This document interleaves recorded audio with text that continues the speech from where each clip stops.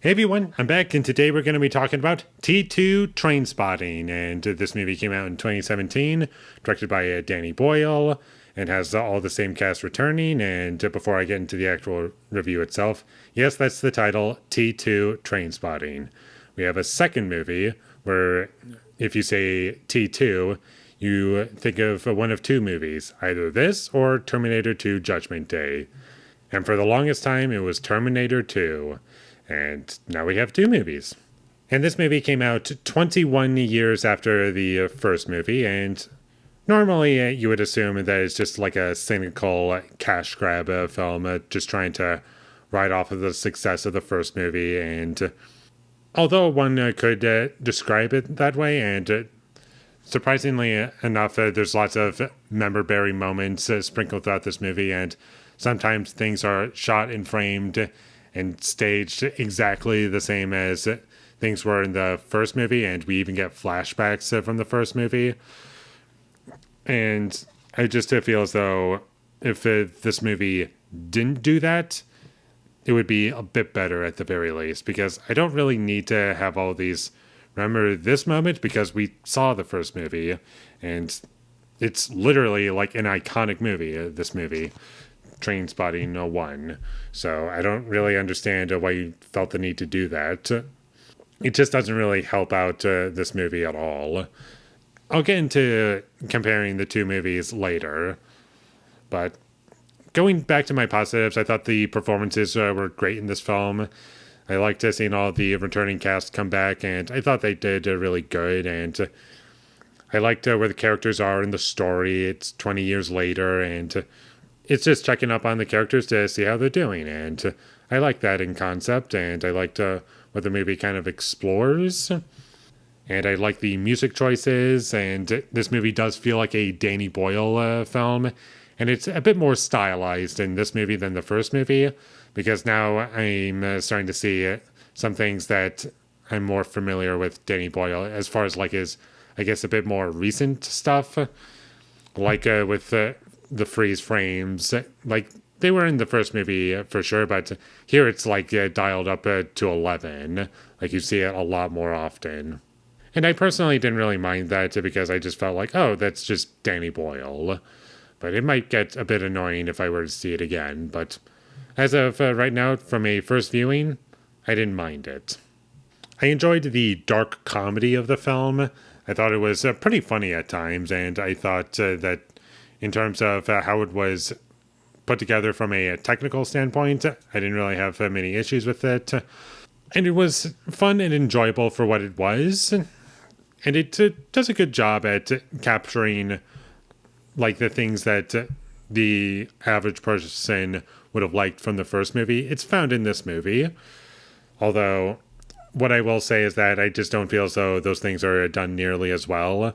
Like the major things that I loved about the first movie is that one thing is that there was kind of an underlining sadness to it all, and that's in this movie to an extent for sure. And it explores it well enough, but it was done so much better in the first movie. And the characters, I still like them and I enjoyed following them, but there were a couple things where I just wish that it was handled a bit better in terms of how they were approached. There's also a lot of new characters in this movie, and I liked all the new characters that this movie brought in. I thought that they were great characters and they brought a lot to it.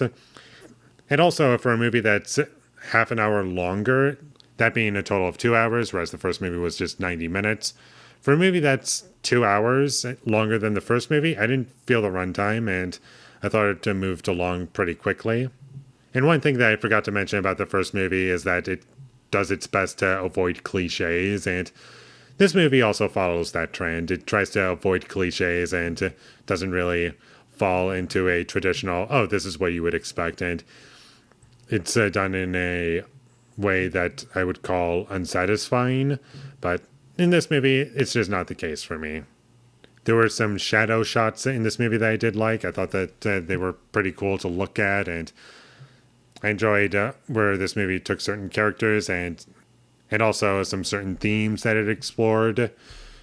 I like a lot about this movie for sure, but unfortunately it does have quite a few issues, and When I said there was one thing that I wanted to mention about the first movie and comparing this one to the first movie is that unlike a number of sequels out there where it's kind of just trying to capitalize off of the first movie and just do the same thing all over again, it's kind of more closer to Halloween 1 and Halloween 2, where they're great to watch back to back or like really close to each other to have the first one just like fresh in your mind before going to the second one. And I do feel so that's the best experience for this movie. And although it does kind of give you an understanding of where the characters are and develops them pretty well, and also spoils like the ending for the first movie and how it concluded.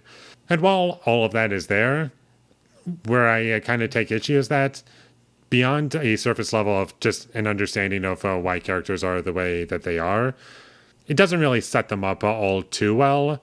It's just a continuation of these characters. Like, it doesn't give you the overall satisfaction that you would need to fully care about the characters and what they've gone through to really give you the full experience. So, as a standalone film, it doesn't really work all that well. So, it's best to experience this movie with the first movie fresh in your mind. Like on a technical standpoint and a production standpoint, it works very well, but on a story level, just you need to have that first movie fresh in your head. And there were some aspects to this movie that I just felt as though were kind of unnecessary. Not a lot, but I wish that they were either one of two things, either cut out because it just felt like it came out of nowhere, or was properly developed and it just wasn't in just one scene. Like, I just wish there was more of it. And so, in a sense, the movie is too short because it doesn't really have all that much time to properly develop everything out to make it interesting. It does have enough for sure, but still, like, I just felt a bit starved for something more. And there's also a couple of goofy moments sprinkled throughout this movie that were unintentionally funny to me.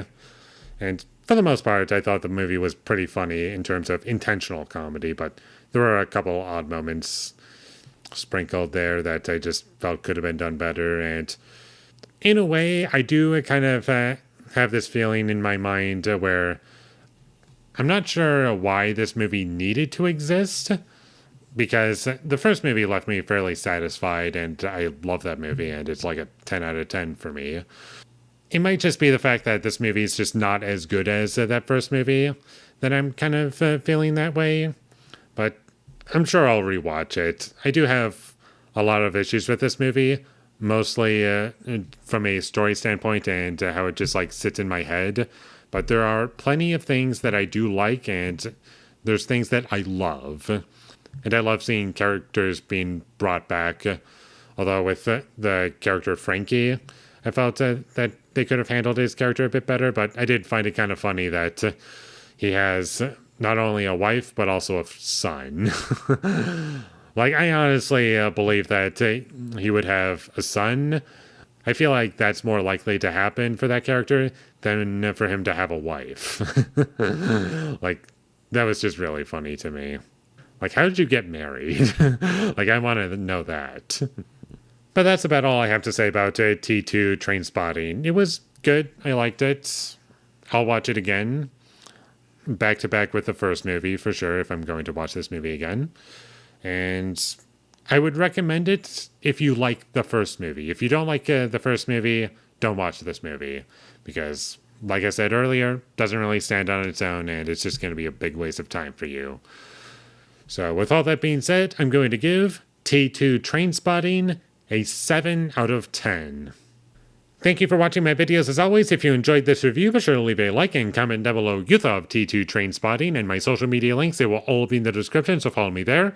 And last but not least, subscribe to be a part of Foley Nation, and I'll see you when I get my next review up, and that is going to be for The Mask, the first one. So look forward to that, but until I get that up, thank you for watching and have a great day.